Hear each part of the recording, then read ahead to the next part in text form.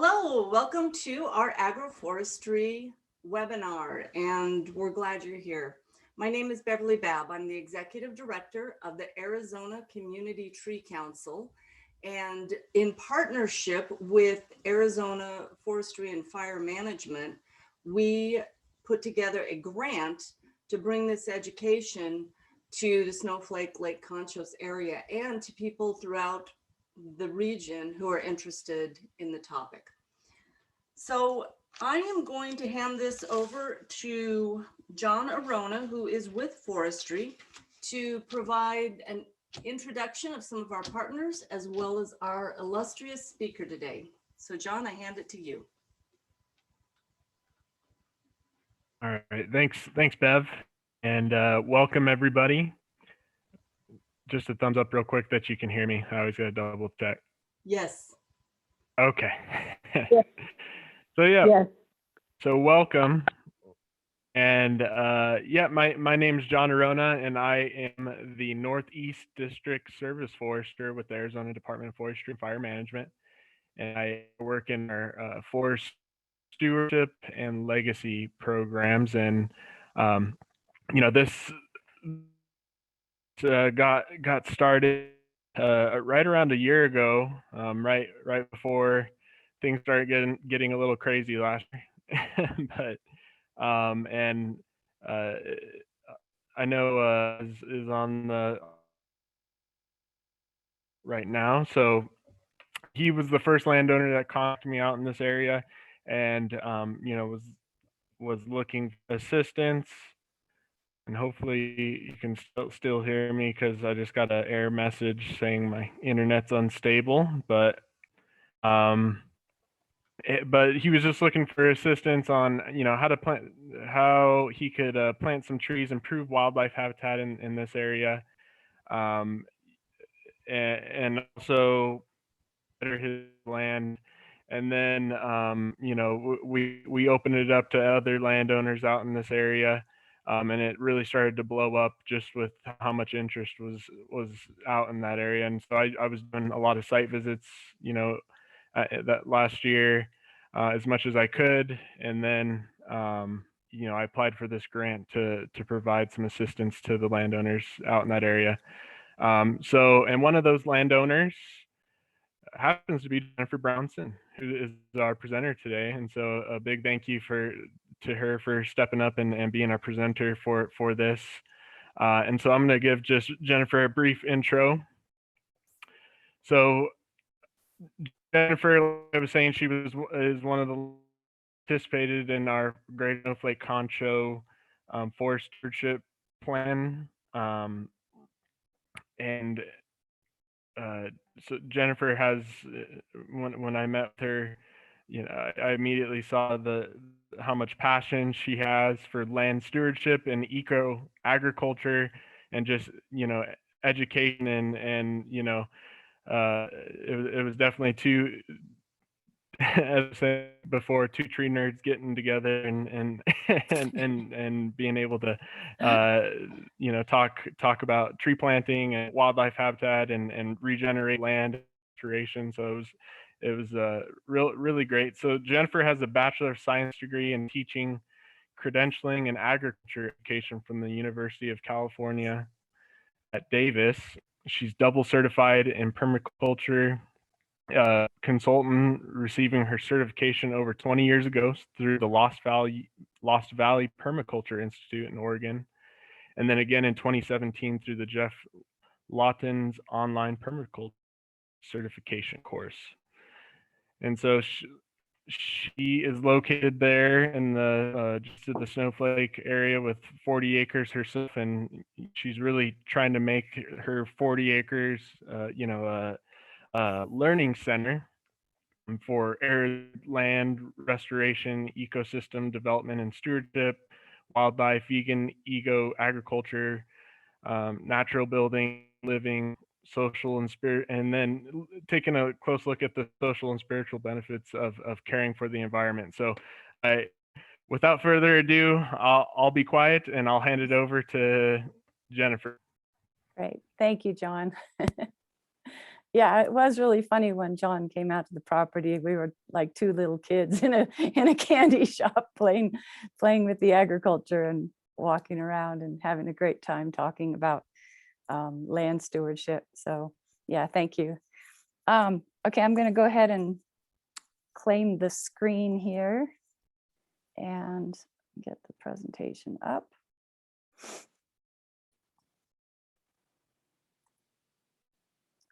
And hold on a second, I got to put this in the beginning. There we go. And hide the little people picture so I can not get distracted. Okay, so welcome to Agroforestry in Northeastern Arizona. As you know, we have a very unique environment up here.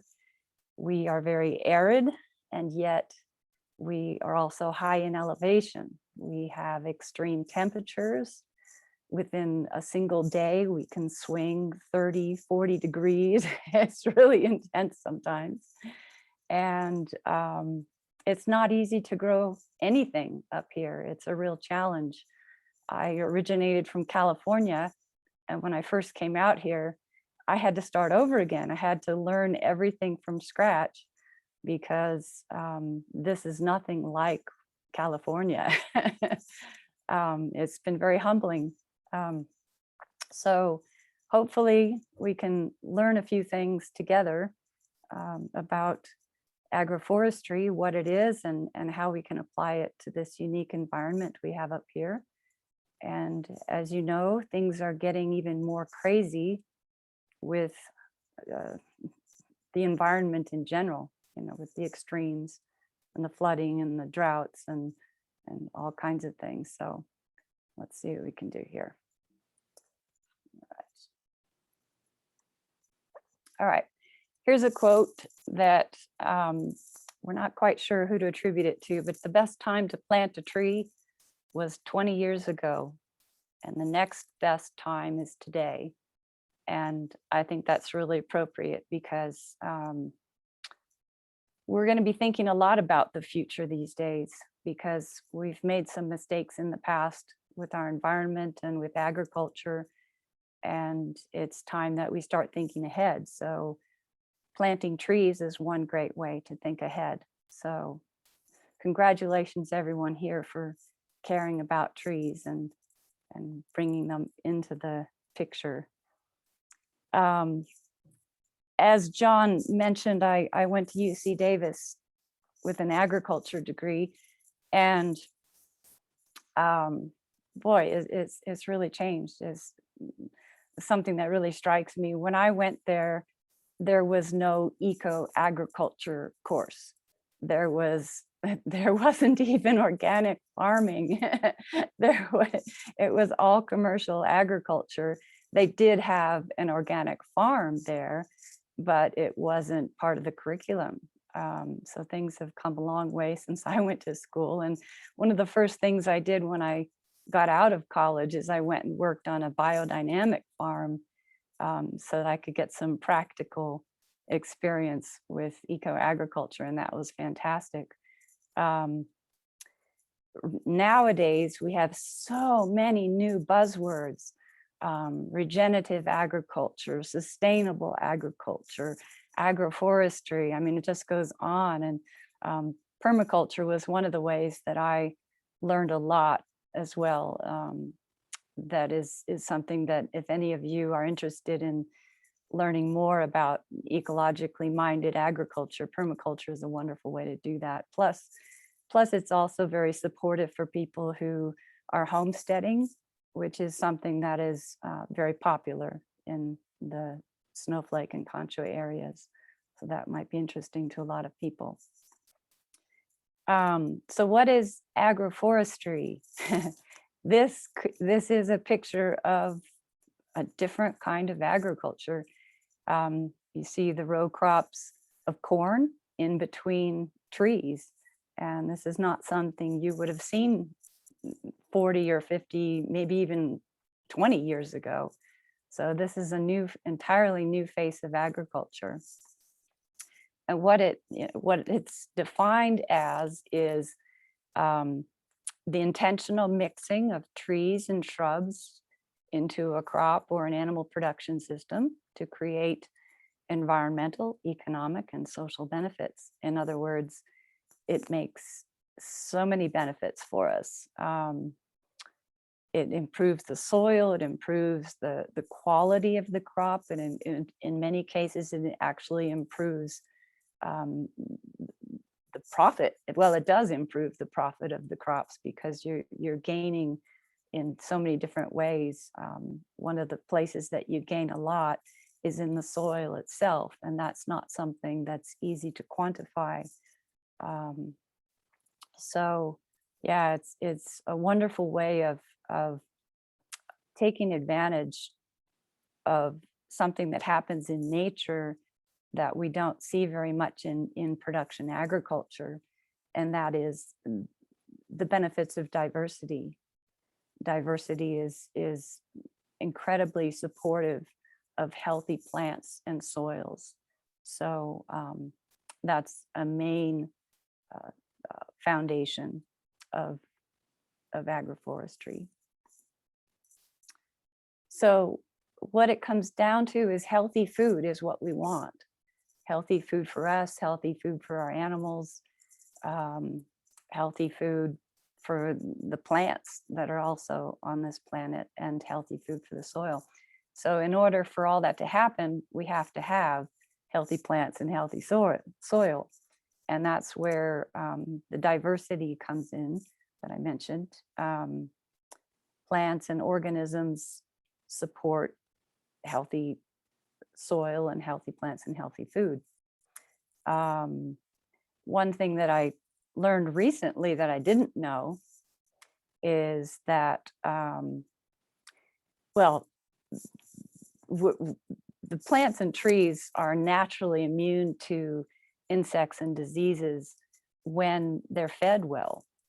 So that's something that we want to try to do, because there's so much effort into protecting plants and making sure that we don't have pest problems. And really what it comes down to is nutrition. And when we're talking about nutrition for plants, we're talking about the soil. And that's where diversity of other plants, in addition to the crop plants, is also very helpful. It's healthy living communities. We can't think in terms of one isolated crop anymore. We need to start thinking in terms of entirely healthy plant communities. And that's something that agroforestry does really well. So trees are giving us so many gifts. And this is just a splattering of the many ones that we'll be talking about. I'm going to go around this screen and mention them all, because they all need to be mentioned. The first, I'm going to pull up a little laser pointer here. There. Can you guys see that? Like, maybe you're muted, but anyway. Okay, so protecting and building soils. Trees are really important. The leaves that fall off deciduous trees are incredibly nurturing to the soil. Some of the best soil that you'll ever find is in areas where you have deciduous trees. Trees are beautiful. They reduce the carbon dioxide, which everyone is talking about these days. And how do they do that? We'll talk about that through the presentation. Trees give off oxygen, which we need to breathe, which is about 21% of our atmosphere. Trees play an important part in rain. This is something that is being researched more and more. And there's some wonderful information about that. And I think I've got that on the resource list. When Bev is recording this, she's going to have some links to a couple of resources that we're going to provide. One is just a resource list of a bunch of website information, organizations, just a wide variety of good things. And one of those is about how trees play an important part in producing rain. And it has everything to do with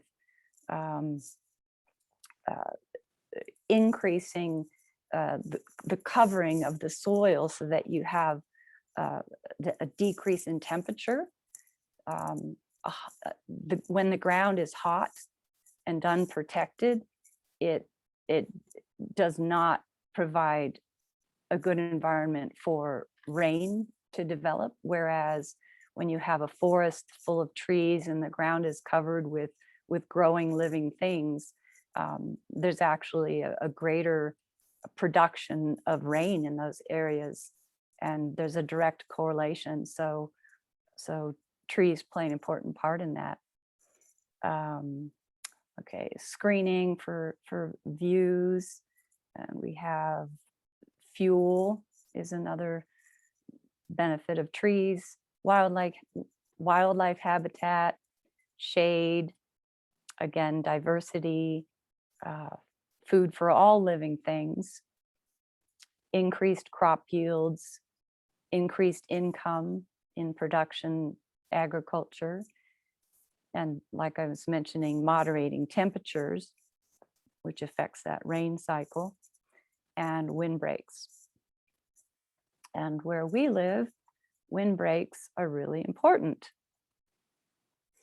because we have a lot of wind. Back to this, there we go. Okay.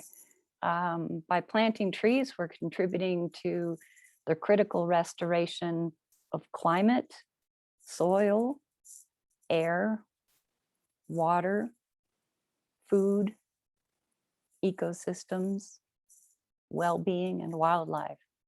And that's another way of saying what we were just mentioning. And it's all really, really important. So today we're going to cover some of the faces of agroforestry and the purposes. And we're going to look at planting, selection, planning, selection, planting, and care of trees, so we can do it right. Okay, so this Savannah Institute is a resource I found online, and they will be included on the resource list. They do a really good job of summarizing the different areas of agroforestry that are beneficial to all of us. This is one of the first ones, of course, is windbreaks. And windbreaks will involve both trees and shrubs. And we'll see some pictures of how best to organize them and plant them. And you'll notice that this picture is actually in kind of a zigzag shape. That's actually a very useful shape for a windbreak.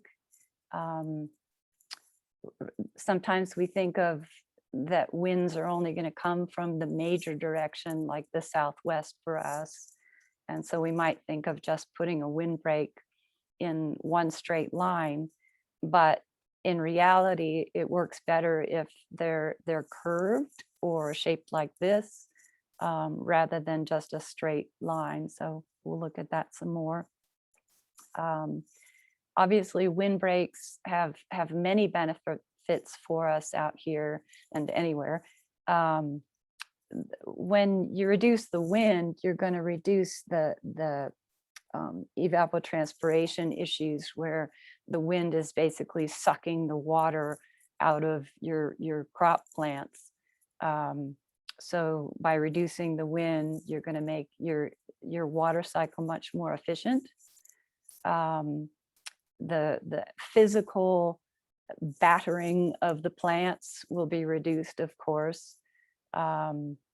It is beneficial to wildlife and also keeps the soil from blowing away. So there's lots of benefits to windbreaks. And I think it's something that every one of us who are growing out here really, really need to look at windbreaks as an important part of our planning process. one of the biggest orchards I know in our area, they have a nice big windbreak, and like, I don't think it can be done really without such a thing. So that's something for all of us to learn about. Forest farming, since we're not naturally a forest, unless you call junipers a forest, which, you know, they are in a way, but they don't foster agriculture within their confines like other mixed species forests will do. So although I do not recommend removing any tree of any kind in this area, we need all the trees that we've got, not only for temperature moderation, but also for windbreaks. We need to learn to work around the junipers and incorporate them into our plans. I think it's very sad that we had some policies a number of years ago that actually paid landowners to raise down, in other words, demolish the juniper trees in our area. And that's just going to produce a greater heat issue, which is again going to reduce the rain in our area. So that was a big mistake in my view, and there might be some argument about that, but if anyone wants to talk to me about that, they're welcome to, because yeah, there's some good evidence that even juniper trees are beneficial in the long run. We have to be careful of what we're aiming for. So that's something to consider. Riparian buffers. We don't have any perennial streams here. We only have temporary streams in the form of arroyos. But even with those, we can prepare for when the rains come and do what we can to protect those waterways. And there's some really good resources out there.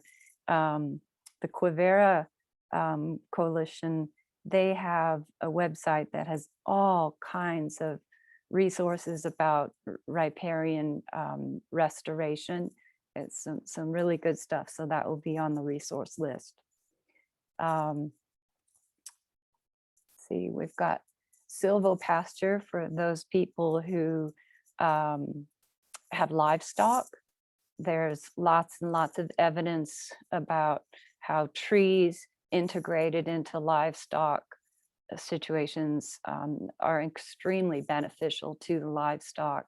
You have to oftentimes protect the trees in unique ways. Like years ago, I raised goats, and we had to put wire mesh around every tree trunk, but it was worth it because the goats would get all the leaves that fall, they would get the fruit that fell. It was, yeah, they got all this free food, and it didn't take up any pasture space either. So so yeah, there's some really good advantages to silviculture. And then alley cropping is like some of the pictures we saw earlier, where you've got, you know, some of the traditional agricultural crops being grown in between tree and shrub crops. And a lot of trees actually are known for fixing nitrogen directly into the soil, and true of shrubs as well. And so they're doing a lot of work for us, adding not only nitrogen, but other nutrients into the soil. And then any other row crops that we grow, they're benefiting from those nutrients. So that's alley cropping. This is one, that's just an example in Florida of cotton between rows of pine trees. So this is this is a new concept. This is not something you would have seen years ago, but it's very encouraging. Okay, so how do we plan all this? We need to really understand our local environment. And even within the Concho snowflake areas, there's a tremendous diversity of what you'll find in terms of soils and plant communities. So you really need to know your particular property. I might talk about soils like on my land are heavy in clay, whereas some of you might have a lot more sand in your soil. I have rocks that are within a few inches of the surface in some areas and exposed in other areas. Whereas that might not be a problem for other people. So that's something to really know. Really think about your purpose, what you want to do with the land, what you expect out of it, and to be really realistic about your hopes and expectations. This is not ideal agricultural land where we live. So we really have to work hard for what we get out of it. The location is important. Orientation, that makes me think about, like, are you south facing slope? Are you north facing? Those kinds of things. What are your water sources for your particular land? Some of my water source comes off the roof of my house and goes into tanks. And some of it comes from well water. And what is the quality of that well water? And that is something that varies quite dramatically in our area as well. My particular location has a super high amount of calcium in the water. And there's a certain bacteria that eats that calcium and creates an orange slime in the water, which fortunately happens to be harmless to humans, but it can clog things up quite a bit. Some people have iron issues. So you need to know your particular water source. Species, we're going to look at some specific tree and shrub species. We're limiting it to trees and shrubs in this lecture because we're focusing on agroforestry. But when we get the resource list out to you, there will be some additional ones as well. But we need to look at very specific hardy trees and shrubs that are acclimatized to high elevation, extreme temperatures, and little water. So you'll see that the lists are not very long, but you'll recognize a lot of the plants that are on there.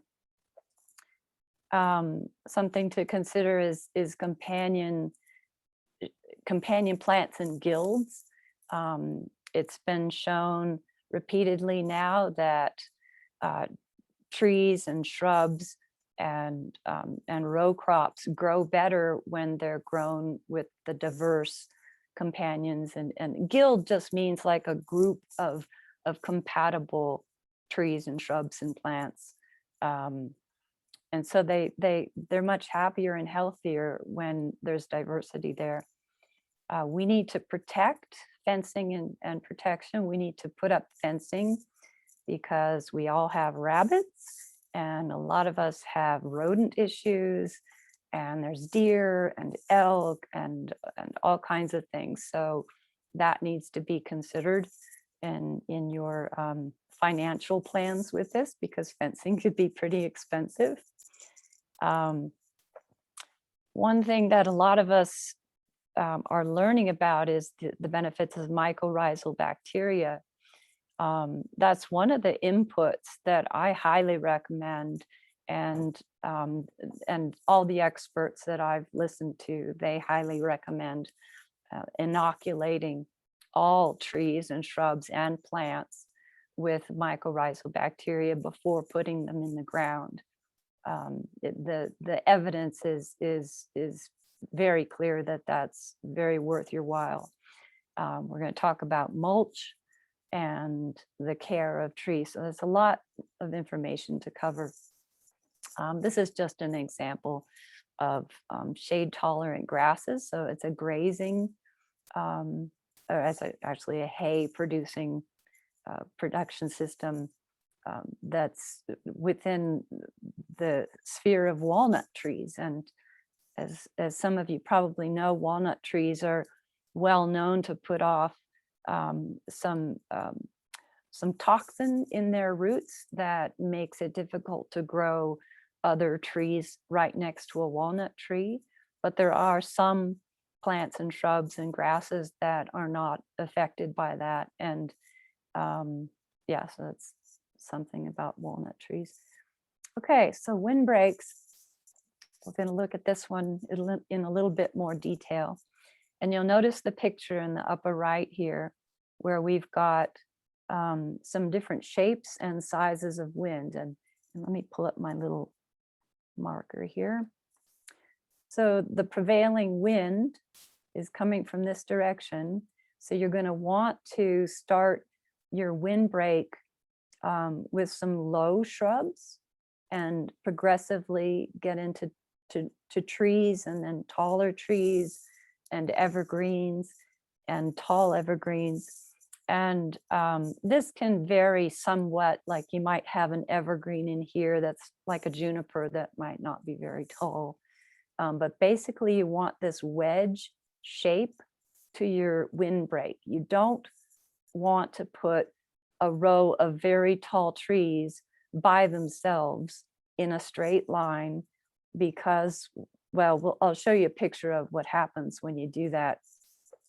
You create a lot of turbulence instead of actually slowing the wind down. So that's not what you want to do. You want this wedge shape. Okay. For your windbreaks particularly, you want hardy shrubs and trees, and you might as well make them multi-purpose when you can, to give wildlife food and shelter, because a lot of the hardy trees and shrubs will also produce some small berries, which we may not eat. We may not find them palatable, but the birds and the wildlife certainly will. With windbreaks, you, as much as you can, you want to try and grow fast growing species. But you can also do it in succession so that the fast ones will start quickly to slow down the wind, but then over time, some longer living trees can grow in to replace the fast growing trees and shrubs. You want to have as many different species as you can. We don't have a lot of options because of our environmental limitations out here, but where you can, to have multiple species is really good. And this is something that I didn't know until I took the more recent permaculture class. And that is that the ideal permeability for a windbreak is not 100%. It's 50%. And the reason for that is that when you slow the wind down rather than block it, you get 27 times the height of that windbreak in slowed wind speed. So you get the benefit of 27 times the height of the windbreak. So that's a large area, but it doesn't happen that way when you just have a single row of tall trees, or a brick wall. That's a better example of an impermeable attempted windbreak, but that brick wall is going to give you a lot of circular wind currents that are not going to be very helpful to your trees. So when we plan windbreaks, we're going to need lots of water. Want to consider critter protection, because the rabbits and the critters and the deer are going to want to eat your windbreak just like they're going to want to eat your crops. And you're going to want to mulch those areas as well. Okay, so here's one example of a windbreak. Notice the shrubs over here They have some staggered evergreens and then some deciduous trees on the inside. And there's reasons for doing different kinds of things. This might be a deciduous tree that needs a little bit more protection, but that also can be harvested. So you can be creative and look at that kind of stuff too. Here's another example using some evergreens in the middle of the windbreak. And notice that there's different species. That's important. And notice that the width of it is important. So here's some more examples.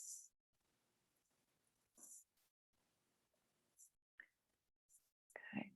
And this is something that I've seen some of the examples give, is that the evergreens produce a lot of wildlife refuge. So actually having some inside of the protected zone is beneficial. So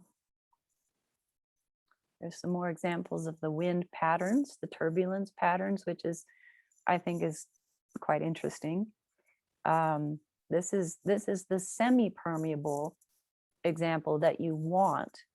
So you've got the different species, you've got the uplift angle, and the turbulence stays high, it stays up here.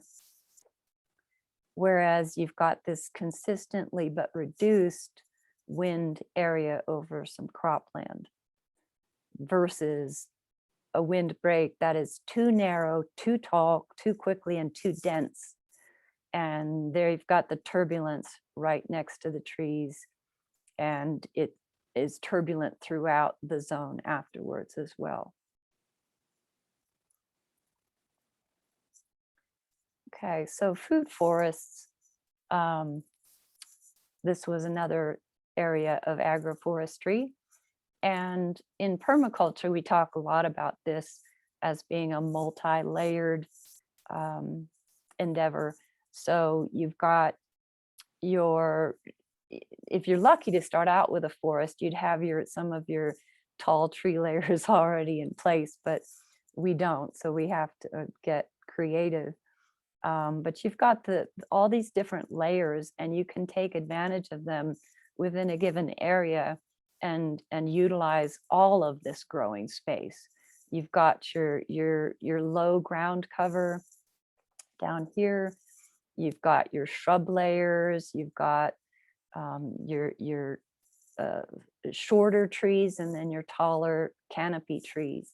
You've got your vine layers. You can take advantage of vertical space by growing vines up tree trunks if you want to. And then you've got the root layers where you've got things growing in the ground as well.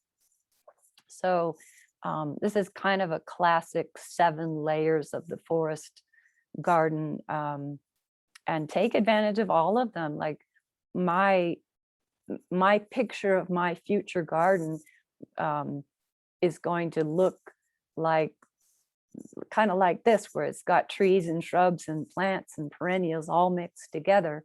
I currently have some honey locusts growing, some babies still growing in my vegetable garden for this reason.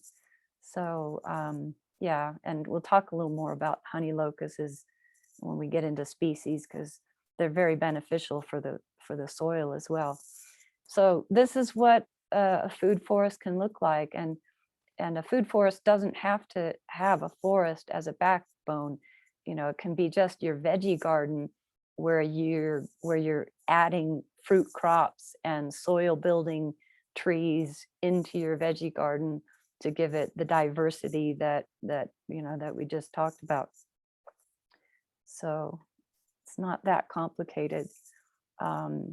This is just another example. You've got your high canopy layer, which black locust is a really good, useful tree for our area. It's super hardy, can take the wind, it provides flowers for bees. It's got the canopy is filtered light, which is the ideal for growing things underneath it.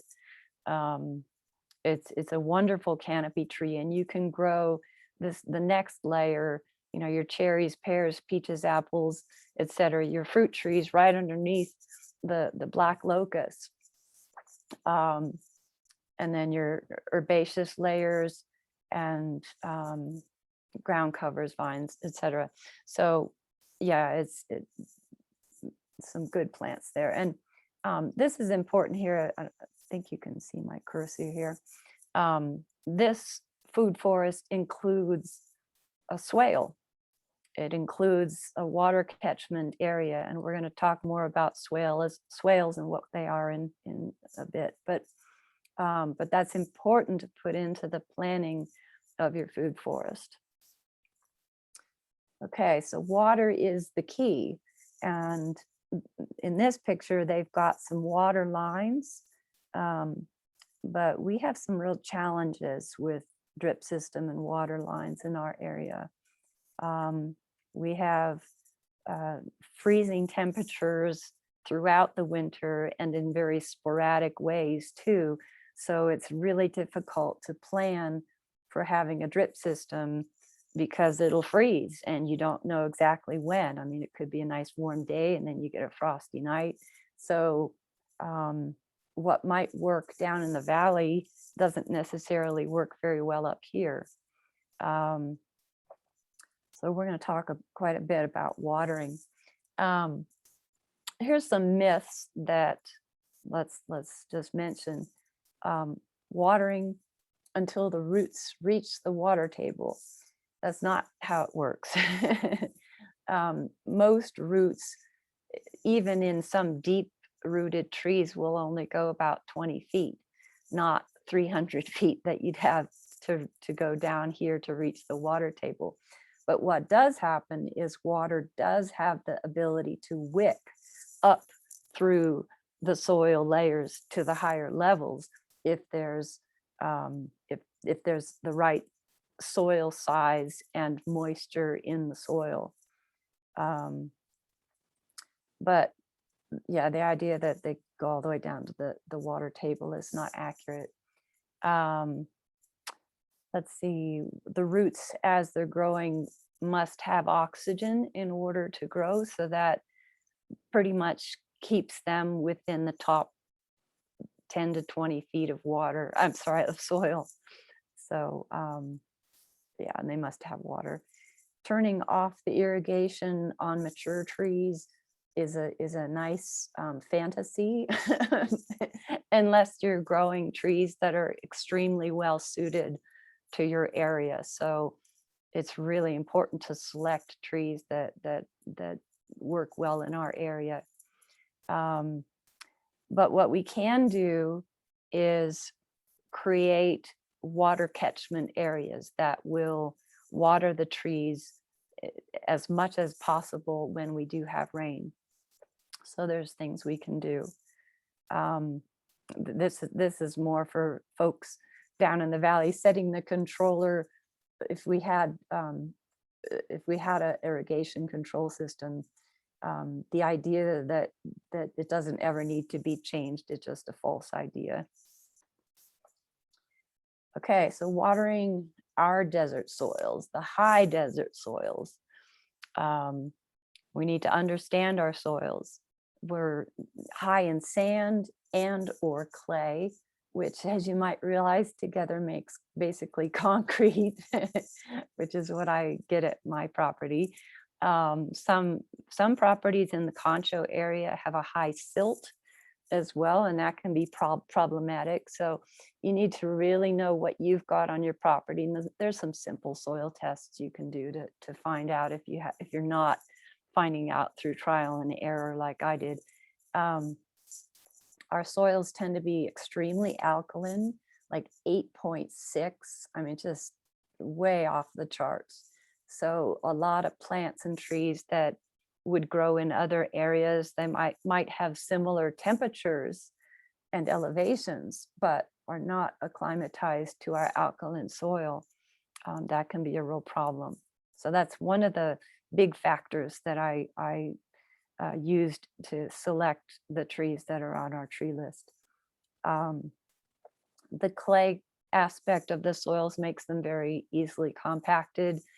The fact that we don't have a lot of plants covering our soils makes them easily eroded, both with water and wind. So everything we can do to mitigate that is really important. Some areas have caliche hardpans, which are some of the worst plant growing situations possible. Our soils are very hydrophobic, which is, in other words, they resist soaking the water in. They want to just, they want to let the water just run right off of them and unfortunately take the soil with the water. So everything we can do to try and change that. Mulches play a big part in helping with hydrophobic soils because they keep the temperature at a cooler temperature, because hot soils tend to be more hydrophobic than cool soils. So yeah, that's a really important factor for us. And then something that might come as a surprise, but we don't have a lot of natural or native earthworms in our area. But what we do have are termites. And in desert areas, termites actually act in kind of the same, they fill the same role that earthworms do in more temperate environments. So our termites are really beneficial creatures for us. We tend to give them a really bad name because they do eat our houses and eat our fence posts. But if we plan accordingly, they can be very beneficial. And putting food on the ground in terms of mulch and branches to feed the termites is actually going to feed the soil. They're very beneficial to arid environments. So we have perhaps a bit of a change of attitude to offer termites. This is just a display of wetting patterns for various soil textures. As you know, water goes right through sand, goes straight down into sand, versus clay, where it's really difficult to penetrate and tends to spread and run off. So yeah, that's just a basic thing. Okay, tree irrigation. When we're planting our trees, we need to consider that the roots of the tree in a healthy tree are going to want to expand well beyond the drip line. So the drip line being where the water would drip off of the leaves in a rain situation. So that would be like out here. But in a healthy tree, the roots want to go out further. So when we're planning our irrigation, we need to consider irrigating the tree much further away as the tree grows than we might normally think. And notice that the depth is only 12 to 36 inches. Most of the tree's roots are that close to the surface. They're not as deep as we tend to think or hope that they would be. And yet what we tend to do is make a tree well for water very close to the tree. That doesn't really encourage the growth of the roots into a more spread out pattern. So this is not a good placement for a water basement. The much better placement would be, you could almost create a moat out here. You could create a second basement, sorry, a second basin out here, like another ring, and water the tree out here. That would be far better. So that's just something that we have a misconception of. So this would be the further basin out here, where the beyond the drip line. Let's see. And when we're planning where we're going to do our plant our trees, we can move the earth in earthworks to accommodate the root zone where it really is. And what we want to do when we're irrigating is we want deep and infrequent irrigation. That is not something that drip systems provide. I am not a proponent of drip systems. Sometimes it's the best that we can come up with, but I say be a lot more creative. Because of our freezing temperatures, you're going to run into a great deal of difficulty with drip systems year round for trees. And yet, if we have years like we've had the last couple of years where we just don't have much water at all, the trees will need some moisture even in wintertime. So yeah, anyway, so deep and infrequent irrigation promotes deeper root systems, wider root systems, better drought tolerance. It allows oxygen into the pore spaces as the water moves. Like if you're saturating some ground and then it gets a chance to dry out between the next saturation, that's a good scenario because it allows the expansion and contraction of the soil, which allows the movement of air, which is really important. So deep and infrequent irrigation, yeah, that's the natural shrinking and swelling. And it's less likely to cause hardscape problems too. So yeah, because when you've got that movement in the soil, you're also breaking up hard pans. And we do get, one of the benefits of freezing temperatures is that the freezing itself causes the frost lifting of the soil, which does help open up the soil. So that's a good thing. Some more considerations in being water wise. There's a lot of stuff about water because this is what we have to focus on. I highly recommend we capture the rain as much as possible. I've got swales and water catchment all over my property, and there's good reason for that. It's free, it's automatic when it rains, and it's the best possible quality of water. I think it's really beneficial to spend some time and money creating earthworks. In other words, moving the soil to create basins. We need to send water across the slope of the land as much as possible, rather than letting it run down the slope.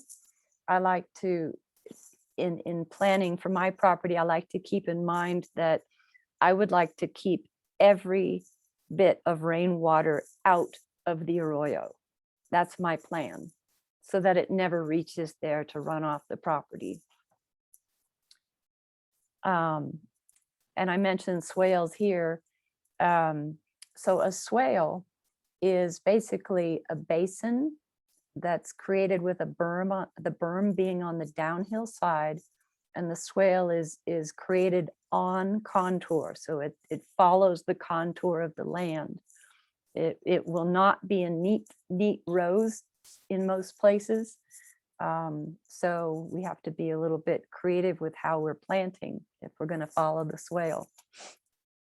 We need to soak the water in the rainwater, where it won't evaporate. In other areas of the world, we might enjoy having lots of ponds and water features, but in our area, the best place for the water so that its maximum use is obtained is to soak it into the ground. Excuse me.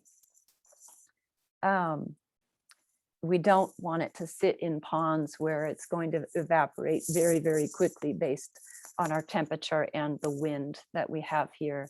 So get it into the ground is what I would recommend. Let's see, yeah, reducing erosion. we want to be very wise in how we do this. When we're creating swales that are on contour, you are reducing erosion because you're stopping the water and keeping it from eroding soil off the land. Wherever we can, we want to use reclaimed and harvested water. Gray water from your house can be reused. And again, plant species that are native and adapted are really important. And we want to grow those plants in and around those swales so they can take advantage of the water. Let's see, plant litter to form a natural mulch. We want to grow as many plants as we can that are going to encourage that. Give tree roots a wide area to spread and capture water. Water deeply and frequently, we mentioned that, and adjusting the water to the weather. All those are important. So the main thing is slow it by keeping it from running down the slope. In other words, stop it from doing that. So slow the water movement, spread it across the landscape along the contour, and get it to soak into the ground. Those are the three main things we want to do with rainwater catchment. If you have to move the water down the slope to get to a garden space, for example, that would be considered a drain. Across the slope is the swale.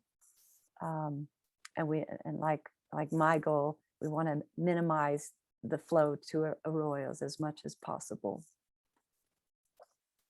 So this is a drainage basin that is actually moving water, but it's also done in a slow enough manner that it's going to capture some water too. And what they've done is they've planted trees on the sides of this water catchment area because this will get flooded. And some trees do not want to have their feet constantly in water. It's best for a tree to, well, there's certain trees that can handle that, like the willows can handle that, but a lot of trees don't want constantly wet feet. So you just place them a little bit higher in the landscape next to a water source. And I want to mention about rocks too. If you've got property that has rocks, you're going to have lots of use for them. Rocks protect the soil, they slow it, they provide little niches for plants to grow in between, so they're a wonderful resource. Oops. Okay, so this is a swale on my property. And this is right after a big rainstorm, and it's really full. What you can't see is there's a spillway over on the left that keeps this swale from ever breaching the swale wall, because you don't ever want to do that, because it'll bust right through and create flooding in the zone below it. And I have series of swales on my property. I've got this one here, and then I've got the next one that catches the flow as it overflows from the upper one, and then there's an overflow to that one that goes out this way. Yeah, so this is soaks right into the land. It doesn't escape. And here's another. This is an area on my property I'd like to grow an orchard down here one day. And what I've done is I've used the road, which is what this is. This is a road, to multitask as a swale as well. So this road is on contour, and it's a berm, so it's holding back these large pools of water that eventually flow from left to right. And then there's a culvert that you don't see on the picture, but the culvert goes under the road and feeds these smaller swales on the other side that each flow, there's a little overflow here. This flows into the next one, which flows into the next one. And so what I've done is I've gone back and forth throughout this landscape for the water to flow. So it just doesn't get a chance to leave the area. I want to slow it down as much as possible and keep going across the landscape as much as possible. So I'm hoping that this will really help when I plant some trees in here. So this is an example of swales on contour. And these, you can see the swales here have growth in the swale. And that's because that's where the water is. And they're also protected by, looks like straw or hay of some kind is on the swale. And I didn't show you very clearly in the pictures of my swales, but they are protected with wood chips, and the orchard is protected with straw and wood chips. So you want to put something on the berm part of the swale so that it doesn't erode away the next rainstorm, you know, because this will all flatten out if you're not careful. So you want to protect those berms. And you can also put, like, here's some manure is put inside this swale up here. So you can feed, and there's some down here too, I think. You can feed your swales with manure and wood chips and straw. Here's another one with manure in it. Yeah, so I tilted this picture because this is actually showing that the slope is going in that direction. So, and when you put organic material in the swales, it becomes a sponge. It holds the moisture longer than just plain soil. And so you'll benefit the trees for an extended period of time. So that's a really good idea. Here's the use of rocks to slow and capture the water. So if you've got rocks, use them. This is also an example of terracing, where you can create whole terraces on the landscape. Like the Peruvians did that a lot. They have entire mountainsides, hillsides completely terraced, because each terrace stops the water, and then it flows to the next one, it stops the water, and so the water doesn't get a chance to escape. And you can do it without a whole lot of expensive structure. This is just essentially, the idea is a one rock dam.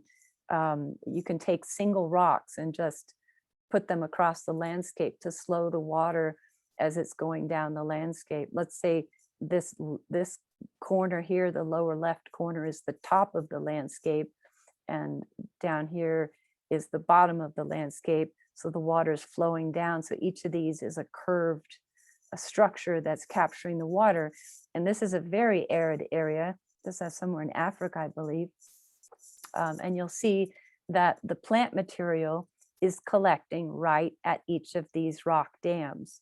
And that plant material then itself helps to slow the water. So that's a really good plan. This is an example of fish scale terracing, where you've got like a half circle, like a fish scale, that captures the water as it flows down the hill. And you'll notice that at each end of each of these fish scales, there's a pile of rocks. And that's important because that's where the water is planned to overflow, and the rocks keep the water from washing away the soil. So it keeps the terrace, the fish scale terrace, in place. So that's something else you can do. So here's some ideas about irrigation that we're going to talk about. Again, drip irrigation is not necessarily the best option for our areas. So we want to try to use the rain as much as possible, but we don't always have rain, so we have to have a backup. Considerations with how you want to plan for irrigating. Effectiveness is the key. What's going to give you the greatest benefit, provide the kind of saturation that we do want without wasting any of the water, and quality of water, rain versus well water. We want to use the rainwater as much as possible. Efficiency with time and resources. Our time is really important. We do not want to be spending our precious time hand watering every other day plants that are inappropriate for our landscape. So, and so we want watering to be automatic if possible. Yeah, if when we can have that automatic system be assisted by the weather, that's great. But as we know, we can't always do that. But when we can, we want to make it as automatic as possible so that we're not having to spend as much time watering. Installation inputs, we need to consider the efficiency of any power that's needed for automatic systems, plumbing that might need to go in, earthworks, time, cost. Those are all things to consider. What about maintenance requirements over the long term? We have friends that have to replace their drip lines on a regular basis that are used during the summer for summer crops. But they have to replace them regularly because the water has so much sediment and the calcium deposits, and yeah, so that's something to consider. Environmental impacts, critters, landfill, biodegradable beauty. What are we using for our irrigation? Is it something that's made of plastic that only lasts 1 year, and after we use it for a year we have to throw it in a landfill? We don't want to do that. If we can find biodegradable, ecologically beneficial things for irrigating, then we want to choose those where it's possible. Beauty is important. We want our water systems to be beautiful if possible. And as far as critters, we want to provide something that provides water for not just the trees and shrubs that we're offering, but we want to give it to the critters where possible, and the birds and the insects and the things that benefit us in quiet ways. So there's some issues with drip systems. They create limited root zones, freezing winters, and the dissolved calcium salts.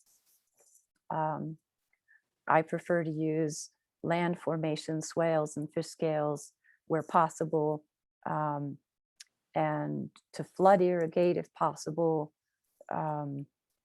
And like in the system that I'm wanting to create with the orchard, as my backup, I do have well water that I plan to pipe down into a large water tank, that when I need to, I can just empty the big water tank into the swale and let it flow through the swale to water those trees, rather than trying to do it with a drip system.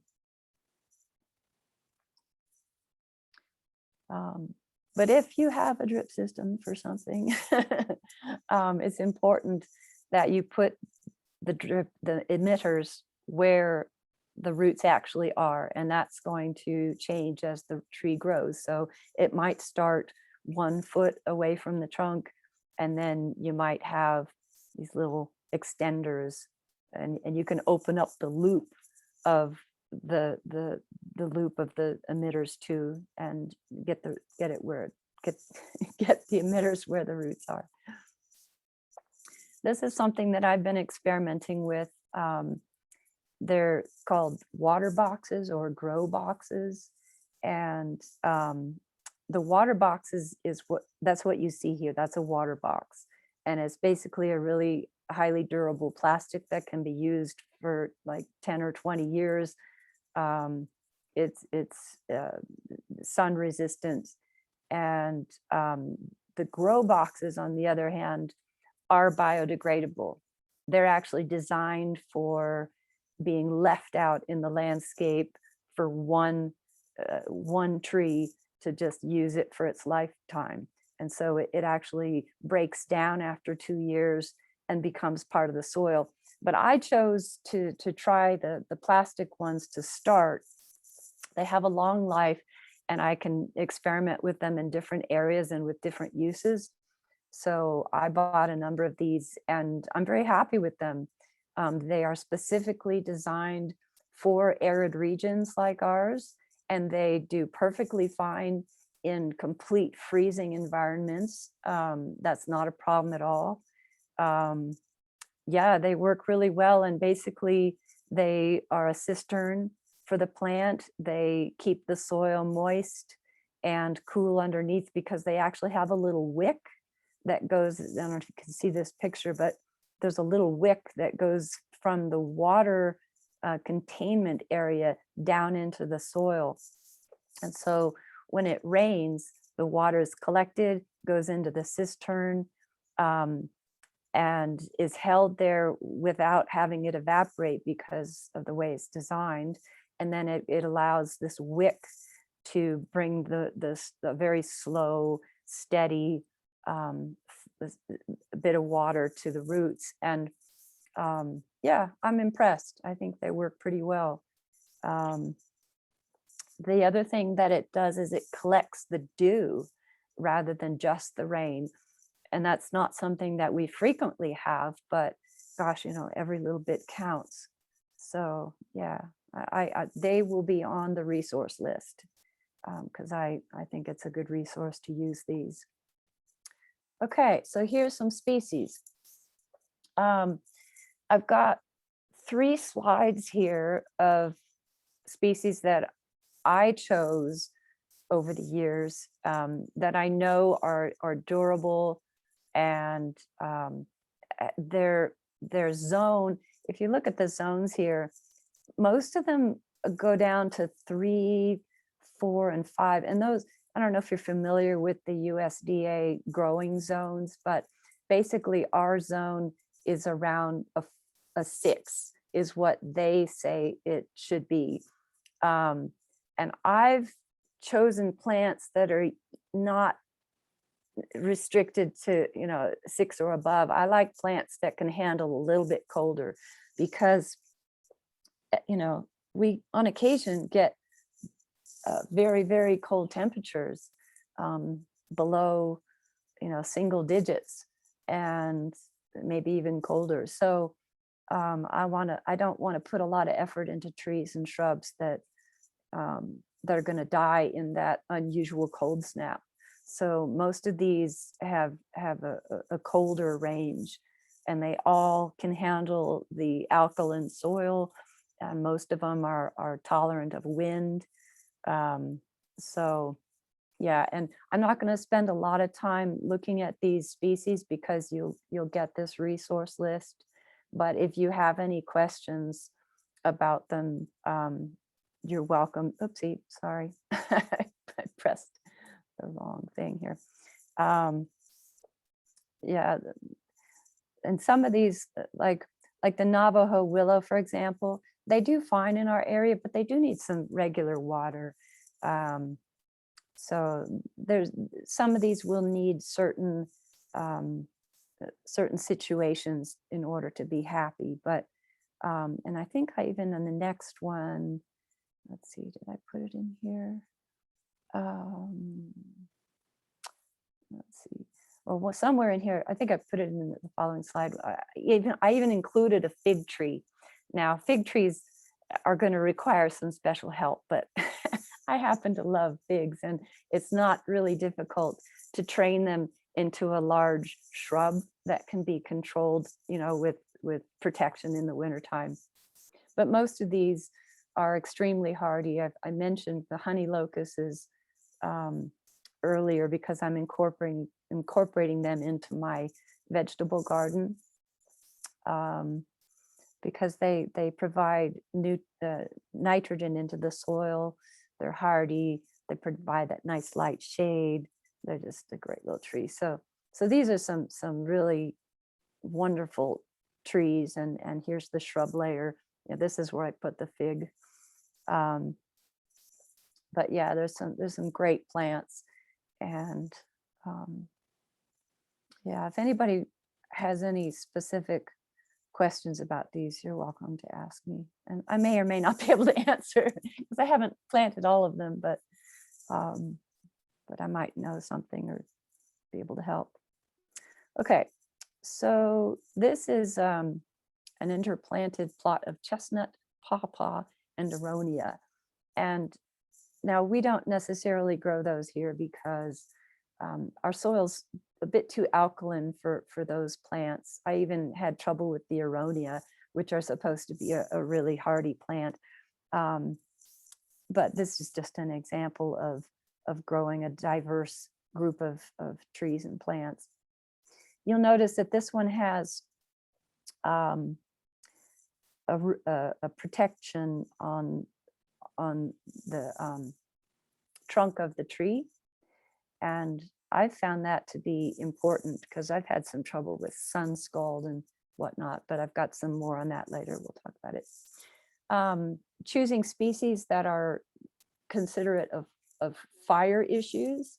So fire-wise trees, there's a list of these trees on the resource list as well.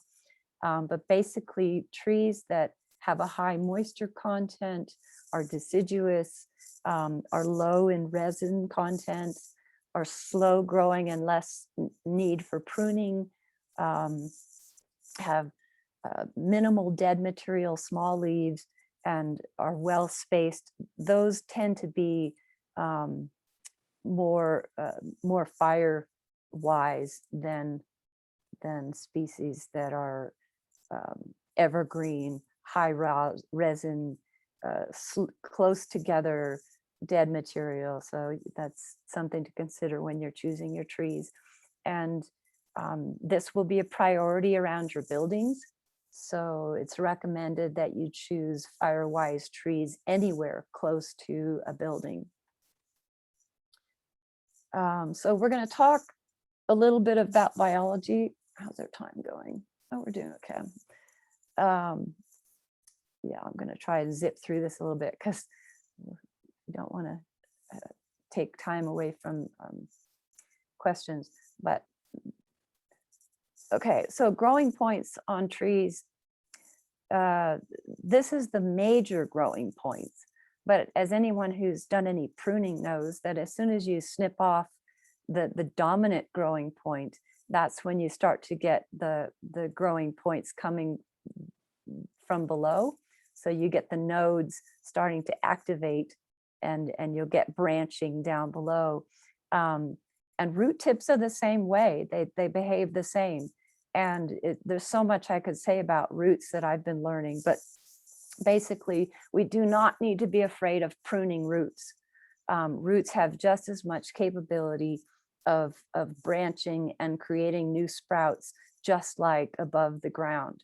So we tend to be kind of intimidated about cutting roots, but I'm finding the research is showing that when we're planting trees, we can actually do a lot of root pruning, and it can be very beneficial. The roots are anchoring, supporting, taking up nutrients, and storing food and sugar, and transporting the nutrients. You know, this is pretty basic stuff. There's some root hairs down here on this little bean plant that it's kind of fun to see the little tiny root hairs. Again, the roots are going to grow where the moisture is, which is the top 12 inches of the surface of the soil for the most part. And in our area, it's really important to put the mulch down on that to keep it moist. Beyond the drip line, like I mentioned before, extend the direction of the root growth to gather as much as possible.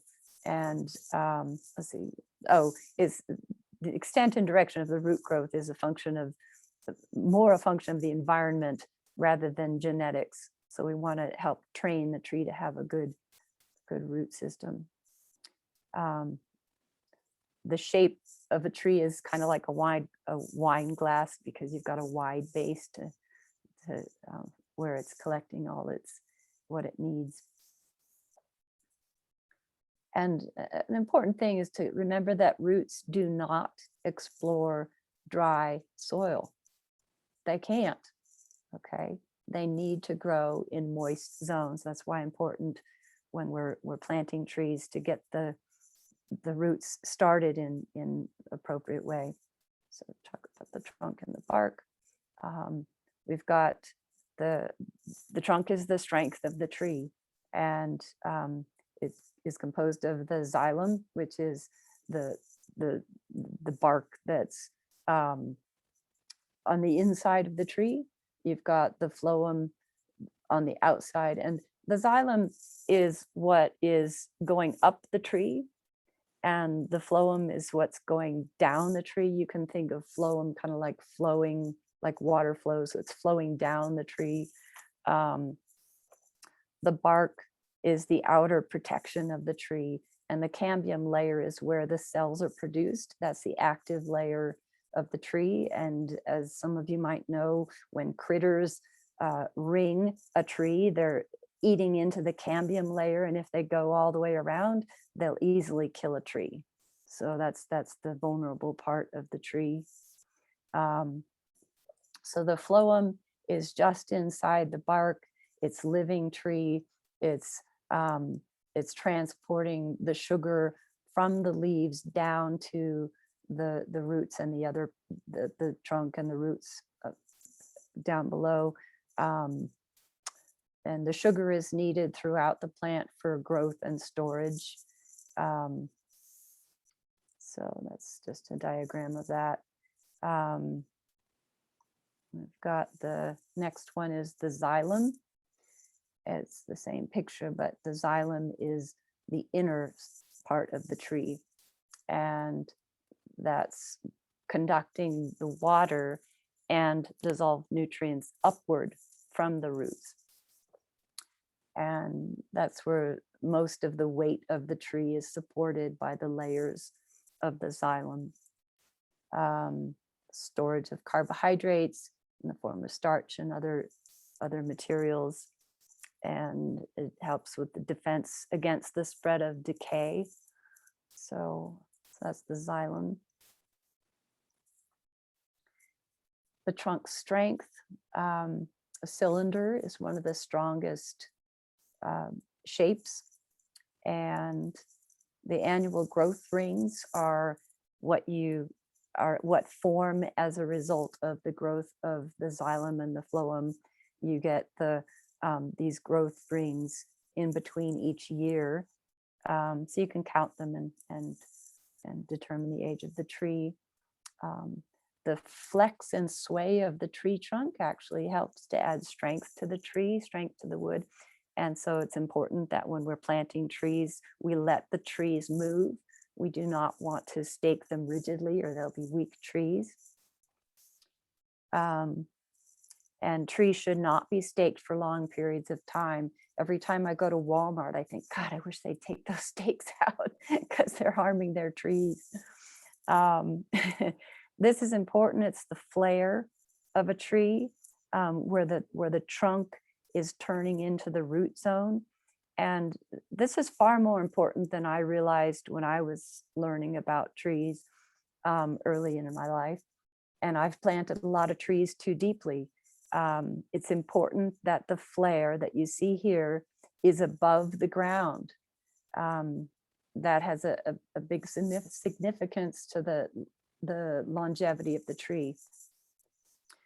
When we're planting a tree, when we plant them deeper than the root flare, it encourages roots to choke off itself. A lot of times you'll find that happens when you buy a tree in a pot, is that the root flare is buried. So it's important that when we buy a tree, that you'd find the flare, the real flare of the tree, not where the soil was in the pot. Look for it in the tree, like here, you can see it. So that's where the soil should have come to, not up here where this funky root thing started. You can also cause some rot in the trunk of the tree if it's planted too deeply. Canopy structure, this is just you've got your twigs way out here, you've got your branches, and then your trunk of the tree. And twigs and stems, you've got your terminal bud, which is dominant until you cut it off, and then you've got these auxiliary buds that will activate once you prune off the tips. And that's where you get the growth nodes and the fruit where it comes on the tree. And different species of trees fruit differently. Some of them fruit on 1-year-old wood, like it shows here. Some produce fruit on 2-year-old, and this year's some on this year's growth. So you have to know what the species is doing, where it fruits when you're pruning, because otherwise you're going to prune off the place that wants to produce fruit. Some branch structures. This is a good example of a healthy branch structure. You can see that it was initiated young, so it started back here in the middle of the tree and has grown a nice healthy structure of rings, and it's not too sharp of an angle here. We'll talk about that. And it's because it's so deep into the tree, it acts like a rebar to stabilize that trunk. So that's a good healthy one. Different leaves, they're all the food factories connected to the plumbing of the tree. They're cooling the plant, they're releasing oxygen, manufacturing sugars for plant growth through photosynthesis. And then when they die, they fall on the ground and feed the soil, which in turn feeds the tree. So that's really important. The leaves are indicators of the health of the tree, and you can learn what the different appearances tell you about what the tree's needing or what it's getting too much of. One of the most common issues with houseplants, for example, is we overwater them. And so that's something that will show up in the appearance of the leaves, but hopefully we'll catch it before then. But leaves tell us of the nutritional health, whether there's insect predation and environmental stress. So pay attention to the leaves. Transpiration.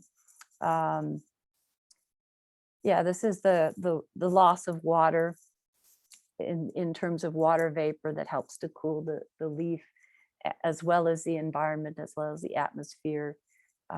It's pulling the water through the tree's roots and out through the leaves, and cooling it down. And as we know, that's really important here.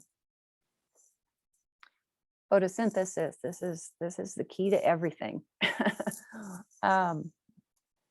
It's interesting that photosynthesis is the source of all food on this planet. There's some, well, that's not entirely true, because there's some bacteria and things that are producing food without photosynthesis. But for all of us animals and the vast majority of other creatures, photosynthesis is where it all starts. So that's combining carbon dioxide and water and sunlight, and that's creating food. So, and we talk a lot about carbon dioxide these days with carbon sequestration and whatnot. So we want as many plants as possible to be pulling carbon dioxide from the air and bring it into the soil and into the plants, into the food we eat. And the sun is what energizes that process. The chlorophyll in the leaves is the colored portion of the leaves that's allowing that to happen. And an important mineral in that process is manganese. And sometimes the soil can be depleted of manganese, and it's really going to have a strong effect on the photosynthesis. But that's the energy producer. And respiration, plants respire just like we do. Respiration is breathing, basically. It is the process of converting sugars and energy and the expelling of CO2. So, so plants do give off CO2 as well as bring it into their cells. So plants are involved in both processes. And yeah, and it's true for all cells, not just green ones. Light is not a part of the respiration process like it was in the photosynthesis process. Energy is used to form new cells, tissues, and organs in respiration. And here's the two compared.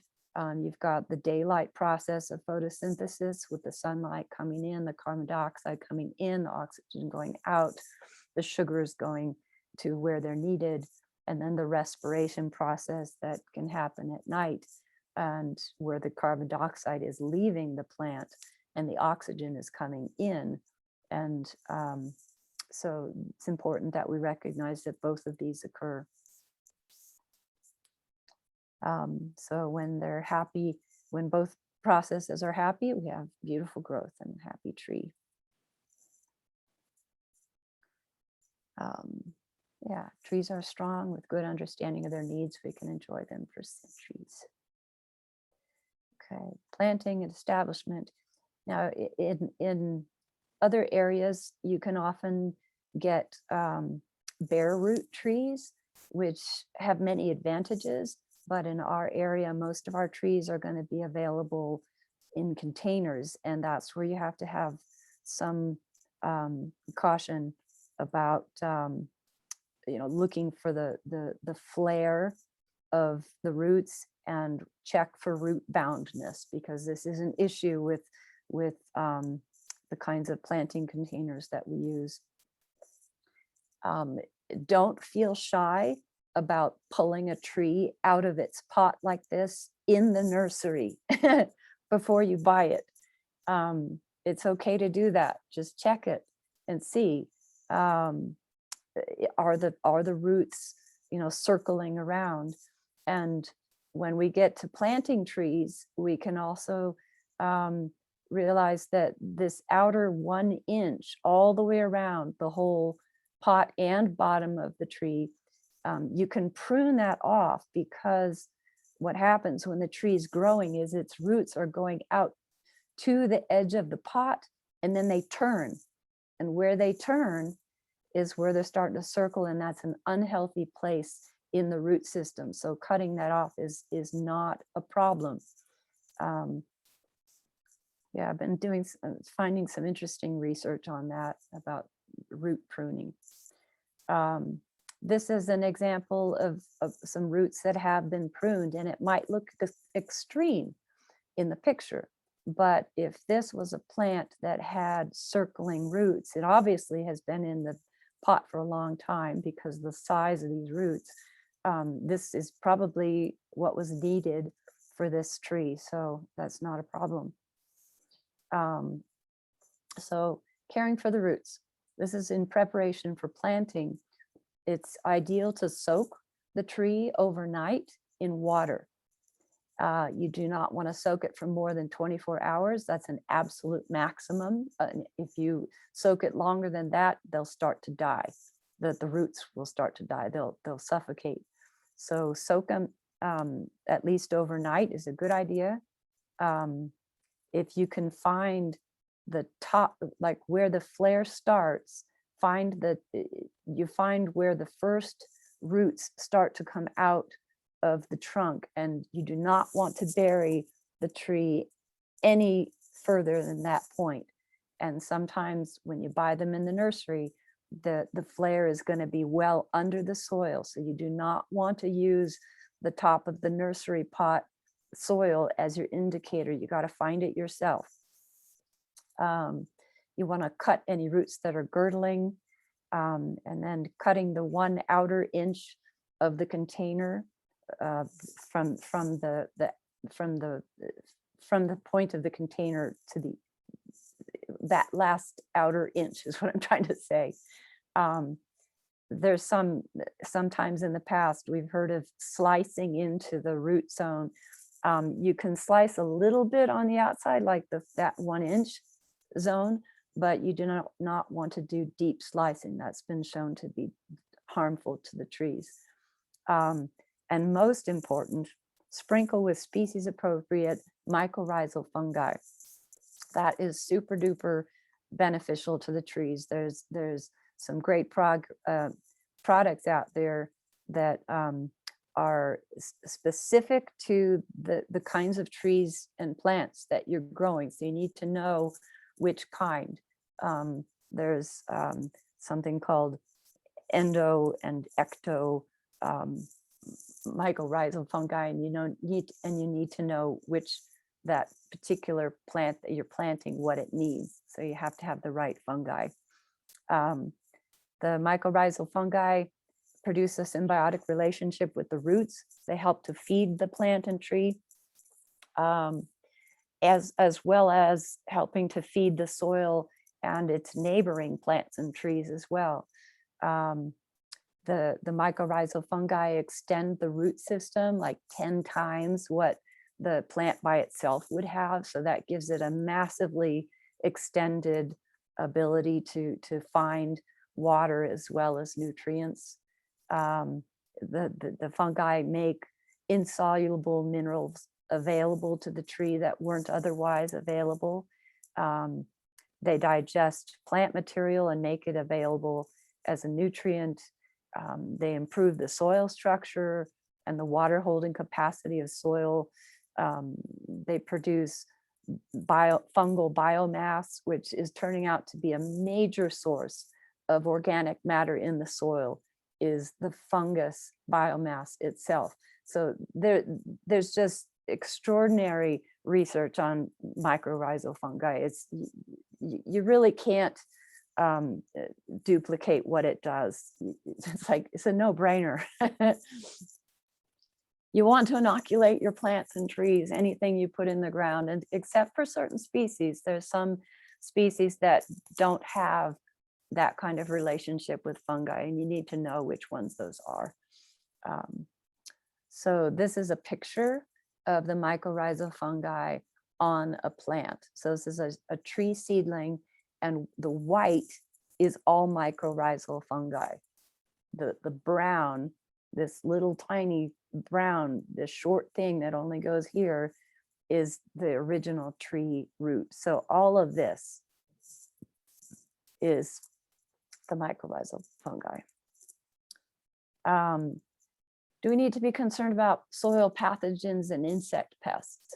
Well, if we create a healthy system with the diversity and the healthy biology in the soil, what I have learned recently is that what we call pathogens, the viral and fungal and bacterial pathogens in the soil, actually, when the soil is healthy, can become beneficial to the plants and help the plant to be even more healthy. So it's really all about creating a healthy environment. So we don't need to put those label on things as bad bacteria, as bad fungal and viral things in the soil. Like I have all kinds of diseases in my soil, but they only materialize as diseases when the system is unhealthy. And that's been proven scientifically now, which is, I think, is fascinating. Planting, ideal timing is a few days after a good rain. That would be nice. When rain is expected is helpful. Avoiding wind and heat. So fall or late monsoon season is good for us. June is not good. So just plan ahead. Now, when you're digging a hole, it's important to, there's some things that I had to learn myself over the last couple of years. An ideal hole is square and it's rough. We do not want clean sides to our nice little square. We want to, there's a certain way of doing that, and I can't demonstrate that in this presentation, but you can dig this hole in such a way that you're actually, your digging implement it goes perpendicular to the line of your hole, so that you're not actually creating a slick edge. So this could actually be rougher. And then you do not want to go any deeper than the real root ball of the tree. So you got to find that flare to figure out where the top of the root ball is, and don't go any deeper than the bottom of that root ball. With our kinds of soil, you might have to poke holes in the bottom of the soil to get past the hard pan, and it can make a big difference. I've had to soak the holes in certain trees that I've grown. If I run into hard pan that I need to get past, I have to soak the hole. I can't plant the tree that day. I have to come back and plant it after it's soaked and poked. So, you know, we have a lot of challenges out here. The width of your hole is 2 to 3 times the width of the container. And you do not want to add anything to it. They found that just filling the soil back in with the original soil is the way to go, and then put any food that you're going to feed the tree on the top of the soil instead of in the hole. So add nothing except you want to inoculate the roots. So you've got your tree out, you've trimmed off any unhealthy roots, and you can trim the outer 1 inch, and then you add the inoculants before putting it in the ground, and then you fill in with the same native soil, unless you have a really, really unusual circumstance where you have to add something to get the tree to stay alive. But why are you putting that tree there if that's the case? And then soak it really well. This has a couple of examples. The soil ring, I would extend out further away. I think that's too close. You do need to kind of tamp the soil down, but most of the soil will get settled in when you water it, and when you water it deeply, when you're planting it, the air pockets will fill in with moisture and soil, and it'll get what it needs. And so because we have hard pan here, again, sometimes you'll need to make holes in the hard pan. And if you have to plant the tree above the hard pan, you can have a slight mound. You see how this one on the right is slightly mounded above because it hard pan was struck right there, and so they had to kind of essentially add soil to the top. Sometimes that happens, but again, got to pay attention to the root ball. Oh, and do not fill the area. Do not till the area of the root ball. You don't want to till it. Okay, so staking, you're going to reduce the caliper of the trunk if you stake for too long and too well.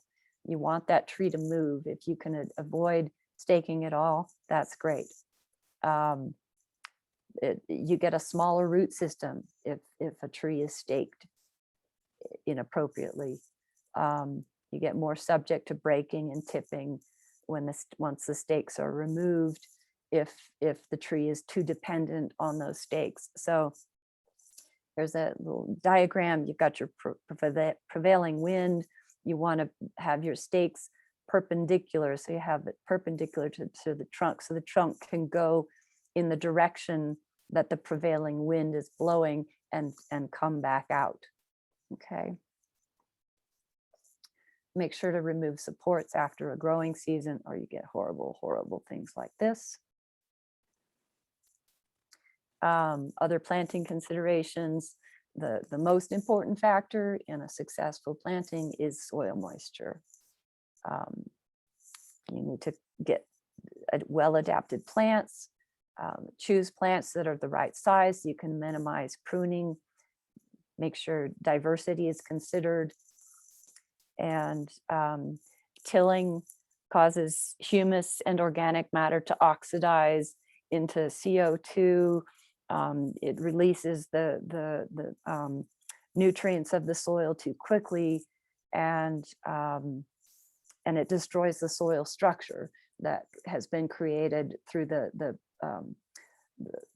microbiology, like the earthworms and whatnot, create little tunnels in the soil that will get destroyed by tilling, and that's not a good thing. Commercial fertilizers kill the soil biology. You do not even need any natural supplements in the whole other than the mycorrhizal bacteria, and any food that you're going to add is going to go on top in the form of mulch. And you can have, there's some inoculants that I've learned about in the last couple of years that are humic inoculants. In other words, they're going to inoculate and promote the production of humic acids, or what's another word? Carbon matrix is another term that's being used nowadays for the very, very stable humus of the soil that we all want. There are inoculants that you can buy, and Soil Secrets is a company that is on the resource list as a resource for those humic inoculants. And they are a great way to speed up the soil building process of your soil. I do recommend them along with their mycorrhizal bacteria. They're very good quality. I'm not promoting them for any financial reasons. I have no financial ties to them. I just appreciate that they're a good product. Like I said, that's on the resource list. Mulch is pretty much anything that's organic matter to add to the surface of the soil is a good idea. Alfalfa hay is wonderful because it's got all kinds of nutrients in it. Cardboard is fantastic. Straw, wood chips, all those things. In fact, I've used all 4 of those things in certain areas with the wood chips on top, because wood chips are not bothered by deer, rabbits, and critters. So if you bury some alfalfa, just sprinkle a little alfalfa down and maybe put some cardboard, and you can soak cardboard before you put it down, and even rip it into strips if you want, and straw, and then some wood chips on top. But you've got to be able to feed the soil somehow, and that's the best way to do it. Tree wraps, the cloth and porous ones are not recommended anymore. However, the non-absorbent ones, like these plastic ones in the lower picture, they are beneficial to protect from critters and sun scald. We have a real problem with sun scald in our area on trees and shrubs, because we have these huge swings in temperatures in the wintertime, and that gets the juices flowing on a tree, and then it gets frozen or burned, and it's like, yeah, it's really harsh on trees here. This is just an example of sun scald. And you know, you can use a latex, you take white latex paint and 50% water, you know, half it with water, and paint it on the trunk, and you can go all the way up to the branches, and that'll protect it from the sun. There is a recipe for using lime as well, and I forgot to pull that out, but something white to protect the tree. And here's an example of a tree guard that basically does the same thing, because the most susceptible place on the tree is going to be right at the flare, because that's where the moisture and the nutrients are exchanging, and that tends to crack when you've got an unprotected tree in our area. So other protection is fencing from deer, and you can't see in this picture, but there's also, oh no, I took it off because once I put the tree collar on, that protects it from the rabbits and mice, so, and rats. So you've got to protect your trees out here. There's just no question about it. I've even got badgers in my area, and they got to one of my trees before I realized that what they were gonna do. So they need protection. And so you've planted your tree, you've protected it, and you've got to water it. And soaking it's good at the initial, like give it a real good soaking right around the tree where you've just put it in the ground. But in addition to that, soaking the entire root zone is really beneficial, and you can sprinkle up to 45-foot diameter circle for one tree if you want to really saturate the whole root zone. And something like this little sprinkler will do that because it's a very slow sprinkle and it'll saturate very quickly. So that's just one option. And should I prune? Not necessarily when you're planting the tree, because a lot of trees are actually pruned before you get them. Suggested to wait a year before you do any pruning for shape, but you can prune for dead, dying, and damaged limbs when you're planting. That's actually a good idea. Pruning mature trees, you get ridiculous things like this if you don't get the right tree in the right place. Yeah, so you do want a well-selected tree. It becomes a really nice asset. And before you're pruning, know what you're doing. Basically, consider safety, health, and beauty, and have good tools. Don't prune the first year generally, except for the dead and dying branches, broken branches. Only prune up to a third of the tree per season. There's no need to use pruning paint anymore. Sharp, clean, high quality tools is really important. These are just some examples. When to prune, there's winter pruning, summer pruning, and it really just depends on your purpose. I recommend taking a pruning class because there's an art to it, and you can do damage to trees, and you need to know what you're doing. So I'm not going to try and explain all that in this lecture. There's too much to cover, but it's important that you know what you're doing. And there's some things like not to prune in damp weather because it tends to spread disease. That's something that I learned not too long ago. But yeah, it's a whole art. So take a pruning class. For young trees, the first 5 years, it's helpful to have a strong central leader for most trees. You do want to remove any really sharp angles. That's really important. I think there's a good picture of that. This is a nice wide angle on this tree. That's a good healthy attachment. This is showing good healthy attachments. We've got the collar of the tree, which is right here. And you do not want to prune inside the collar. You do not want to damage this area. You want to cut at the angle of the collar, as shown here. This is where you do want to prune, where this shows in red. You don't want to cut back in this area. Okay. It's a dead thing you want to cut off there, and this is a healthy healing where the collar has tissue that allows for the healing to take place. So that's a good thing. When you're pruning, there's the first, second, and third cut. The first cut is undercut above where you want the final cut to be. Then the second cut is just above that, and the third cut is after the big branch falls off. You can do a nice tidy cut without the weight of the branches getting in the way, and that's right at the collar like we showed before. This is a worst case scenario where you've got these really tight angles that where as the tree grows, it's actually going to cause itself to split. That's not a healthy situation. So you want to eliminate something like that. Here is where it has split. And so that's going to damage the tree. That's a no-no. Water sprouts are not healthy attachments. They're not going to help create a good form in the tree. So you don't want to encourage those. This is over thinning. This is a example of something you do not want to do.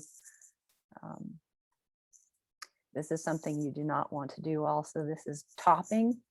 It weakens the tree and causes excessive, unhealthy, weak growth, and it looks terrible. But this is a happy tree. Happy trees make for happy people. And we're just about finished here. So the more we learn from and copy the diverse systems of nature, the better. And this is an example of agroforestry of the future. Our health and the health of the planet depend on it.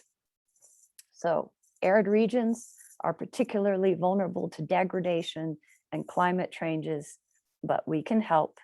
And Cindy, this is a picture of your property, actually. We can help if we prepare the land to capture that rainwater and plant those trees and shrubs. Bringing agroforestry to Northeastern Arizona is a step in the right direction. Okay, thank you. And let's see whether, oh, well, we did fill out right up till 4 o'clock, and sorry it went all the way to that point, but I'm going to. Jennifer, it was fantastic. We have just a few questions in the chat that if you want to stay on and participate in that, you're welcome to do so. Just a reminder, if you are here for ISA CEUs, I have to have you enter your name and your ISA ID so that we can send that into ISA showing that you remain engaged all the way through to the end. So let's go to the questions.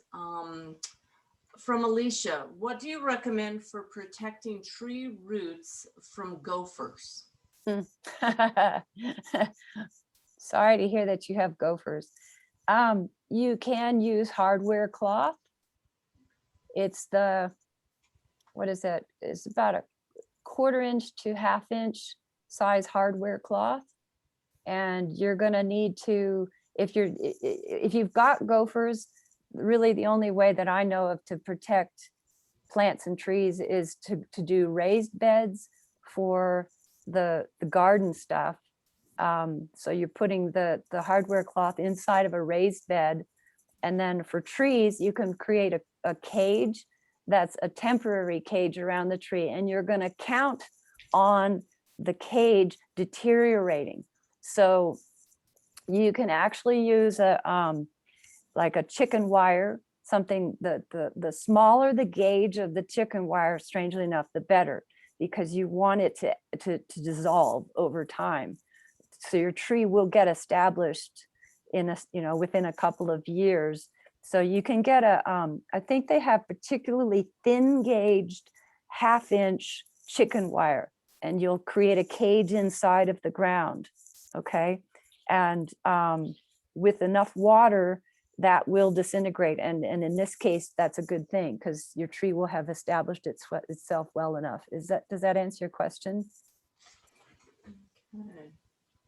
I think that's excellent. I had no idea we could do that. Here's another question. Do you have thoughts on utilizing biochar in tree plantings? Yeah, it can't hurt, but I think that there's a lot of promotion of biochar that it may not deserve, quite honestly. It can provide a structure because it's got a lot of porousness in it. It provides a structure for biology to have a little home. It creates an environment for the biology to live. But I would suggest putting more effort into the mycorrhizal bacteria and the humus inoculants myself. Like I say, the biochar is not going to hurt, but you have to be careful in our area because our soils are so alkaline. You do not want to indiscriminately add charcoal to our soils, because charcoal and ash is very alkaline, and you're going to exacerbate the pH issues. Okay, excellent, excellent. All right, I think that covers the majority of questions. That was such a fantastic and really thorough event. We are going to have the recording, and I will pass that on to everyone. And as part of our recording, I'd like to get in a thank you to our sponsors. So with that, I would like to, oh, and Jennifer, you're being invited to come up and visit the good folks of Arcosanti and come see what they're up to and talk trees and plants with them. Okay, I don't know what Arcosanti is, but I'll find out. Okay, well, you're in for a treat. It's Cool. fabulous. Okay. So you'll have to come a ways down the hill, but you'll love it. It's Cool. worth the trip. Cool. All right, so let me see if John Arona is still with us. Yeah, I'm still here, Bev, and great job, Jennifer. Thank you so much for the great information. Sure.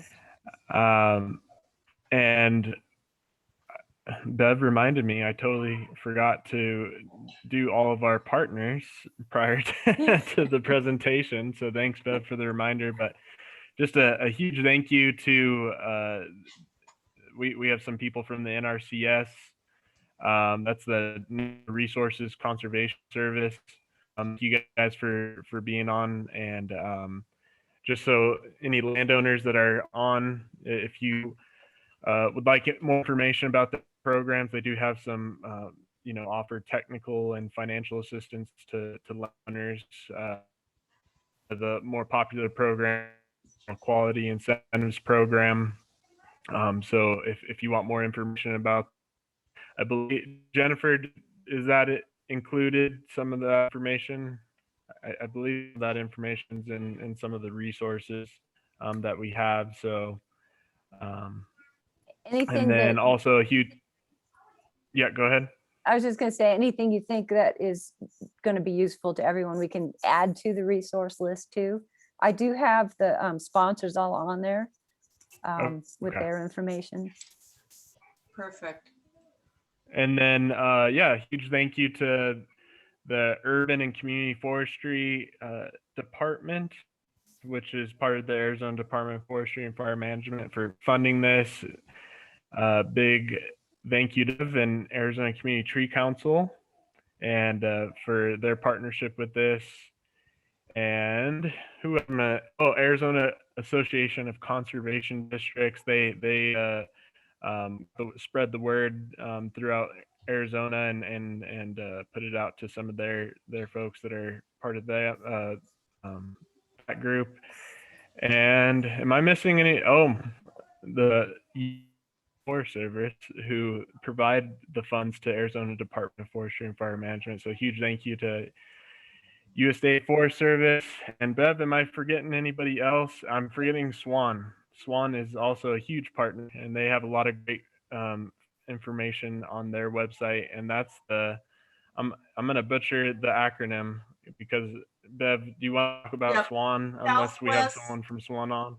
Yep, Southwest Agroforestry Action Network. And Jim Allen, if you're available to just to give a quick plug about Swan, because it is a tremendous resource and has really helped us broaden the information distribution of this fantastic system. So Jim, let me turn it over to you for a moment. All right, well, thank you, Bev. Appreciate the opportunity. SWAN is a relatively new organization formed with a number of different goals in mind. A really key one is to share information and connect potential collaborators and partners. And we offer our own webinar series. And you might put on your calendar April 13th. We're going to have a webinar featuring Jerome Osentowski, who is the founder of the Central Rocky Mountain Permaculture Institute. And in my opinion, he has the best food forest anywhere in the country, certainly one of the best in the Southwest. And he'll be presenting on his work with food forests. Yeah, he has both an outdoor food forest and actually an indoor food forest as well in a large greenhouse. But we're all about increasing adoption of agroforestry practices, including all the ones that were mentioned today. So that was a really great introduction, Jennifer, to that. So that is Swan. We would welcome you to get on our email list if you're not on it already. You can join by looking up the Swan website. I don't know if it's on the resource list that you'll get, but if it is, that would be great. And it's a great networking opportunity and a great information sharing opportunity on agroforestry in this region. So I'll leave it at that unless there's any questions, Bev. Other than to say Bev's been so central to helping get the word out and organize our webinars. She's been a really great asset. Awesome. Thank you, Jim. Welcome, John. Thanks, Jim. It's been a real joy to be a part of the program. Mm-hmm. So with that, Jennifer, thank you again for the tremendous amount of work that you put into that. Just building something from scratch like that and making it wonderful and accessible. Great job. And John, thanks for finding Jennifer and coordinating this. And with that, we are a wrap. So thank you, everyone. Have a great rest of your evening and look for me to send this recording link and resource list soon. Thank you, Bev. Bye-bye, all. All right. Thanks, everybody.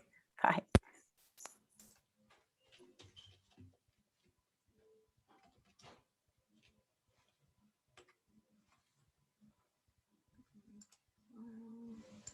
Chat.